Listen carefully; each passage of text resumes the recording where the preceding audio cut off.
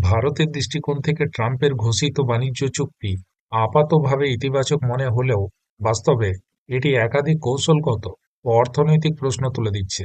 প্রথমত, শুল্ক 25% থেকে 18%-এ নামা অবশ্যই স্বস্তির খবর, কারণ এতে মার্কিন বাজারে ভারতীয় পণ্যের প্রতিযোগিতা কিছুটা বাড়বে। কিন্তু এটিকে বড় সাফল্য বলা কঠিন, কারণ ভারত এখনো জেনারেলাইজ সিস্টেম অফ প্রেফারেন্স বা জিএসপি সুবিধা ফিরে পায়নি। অর্থাৎ ভিয়েতনাম, বাংলাদেশ বা কিছু দক্ষিণ পূর্ব এশিয়ার দেশ যে অতিরিক্ত ছাড় পায়, ভারতের পণ্য সেই সুবিধা থেকে বঞ্চিতই রয়ে গেল। ফলে 18% শুল্ক থাকা সত্ত্বেও ভারতের রপ্তানিকারকদের জন্য বাজারে সমান মার তৈরি হলো না। দ্বিতীয়ত, বাণিজ্য চুক্তি শব্দটি নিয়ে সবচেয়ে বড় অনিশ্চয়তা রয়েছে। যদি এটি পূর্ণাঙ্গ মুক্ত বাণিজ্য চুক্তি না হয়ে কেবল শুল্ক সংক্রান্ত সমঝোতা হয়, তাহলে দীর্ঘমেয়াদী বিনিয়োগে, প্রযুক্তি স্থানান্তর বা পরিষেবা খাতে প্রবেশাধিকারের মতো গুরুত্বপূর্ণ বিষয়গুলো অনিশ্চিতই থেকে যাবে।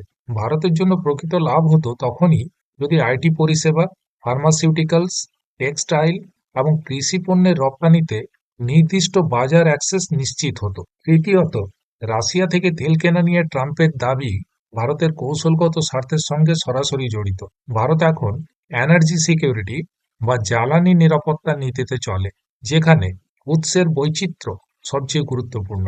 শুধুমাত্র মার্কিন চাপের কারণে রাশিয়ার মতো বড় সরবরাহকারী থেকে মুখ ফিরিয়ে নেওয়া মানে ভারতের দর কষাকষির শক্তি কমে যাওয়া।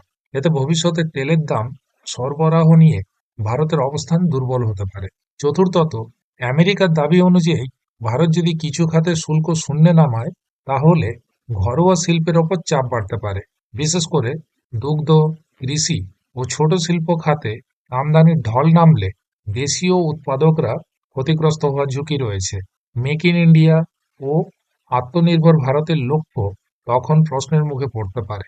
সব মিলিয়ে ভারতের জন্য এই ঘোষণার আসল মূল্য নির্ভর করবে চুক্তির লিখিত শর্ত, খাতভিত্তিক ছাড় এবং বাজার প্রবেশাধিকারের ওপর।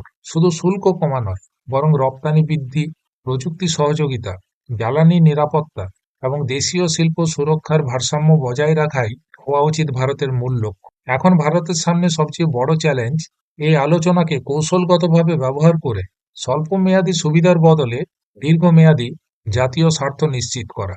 অবশ্য এ বিষয়ে আপনারা কি মনে করেন? আপনাদের মতামত অবশ্যই কমেন্ট বক্সে জানান।